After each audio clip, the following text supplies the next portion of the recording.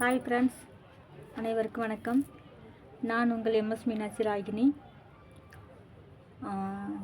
தயவு செஞ்சு நீங்கள் கையில் வச்சுருக்க செல்லு, எந்த செல், பட்டன் செல்லாக இருந்தாலும் சரி, டச்சு செல்லாக இருந்தாலும் சரி, யார்ட்டையும் கொடுக்காதீங்க. நம்ம நம்புகிறோம், ஒருத்தர் செல்லு கேட்குறாங்கன்னு நம்பி கொடுக்குறோம். அவங்க என்னன்னாலும் பண்ணி விட்டுறாங்க. பண்ணி விட்டுட்டு அவங்க பாட்டுக்கு எனக்கு என்னன்னு இருந்துடுறாங்க. 2 வருஷமாக நான் படாத அவமானமெல்லாம் இல்லை, படாத கஷ்டமெல்லாம் இல்லை. யூடியூப் ஆரம்பித்து 2 வருஷம் ஆகுது. நான் ஜெயிச்சிட்டேன், இன்னும் கொஞ்சம் இருக்கேன் அப்படிங்கிற சமயத்தில் செல்லை வாங்கி என்ன பண்ணாங்கதில்ல, எல்லாமே ரீசெட் ஆயிடுச்சு. என்னோடய சேனல்கனால எதுவுமே இல்லை. நானும் 2 வருஷம் ஆச்சா ஐடி போட்டு பார்க்குறேன். ஐடி என்னன்னு தெரியலை. ரொம்ப கஷ்டமாக இருக்குது. காலையில் நேற்று நைட்லேருந்தே தூங்கலை, காலையிலேருந்து இன்னும் சாப்பிடல. ஏன்னா நான் ஜெயிச்சிருவேன், யூடியூப்பில் ஜெயிச்சிருவேன், நம்ம படுற அவமானத்துக்குலாம் அது மருந்தாக இருக்கும் அப்படின்னு நினச்சி தான் நான் யார் என்ன சொன்னாலும் காதில் வாங்காமல் வீடியோ போட்டுக்கிட்டே இருந்தேன். இப்போது என்ன பண்ணாங்கன்றலாம் ரீசெட் ஆயிடுச்சு. அதனால் தயவு செஞ்சு யாரும் நம்பி செல்ல கொடுக்காதீங்க. நான் இப்படி தான், எல்லோரும் நல்லவங்க நம்புவேன், ரொம்ப இறக்கப்படுவேன்.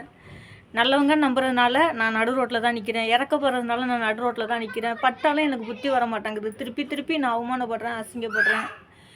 இப்போ மறுபடியும் ஒரு சேனல் ஆரம்பித்து காலையிலேருந்து அந்த வீடியோவை நம்ம எடுத்துடலாம், அந்த ஐடியா நம்ம எடுத்துடலான்னு பார்க்குறோம், எடுக்கவே முடியலை. என்ன பண்ணுறதுன்னு தெரியலை. என்ன பண்ணுறதுன்னு தெரியாமல் மறுபடியும் ஒரு யூடியூப் சேனல் ஓப்பன் பண்ணி காலையில் ஒரு சாக்ஸ் ஒன்று போட்டிருக்கேன். இப்போ மறு வீடியோ போட போகிறேன். தயவு செஞ்சு எல்லோரும் ஷேர் பண்ணுங்கள், சப்ஸ்கிரைப் பண்ணுங்கள், லைக் பண்ணுங்கள். நான் ரொம்ப ஆசைப்பட்டேன், பேராசைப்பட்டேன்.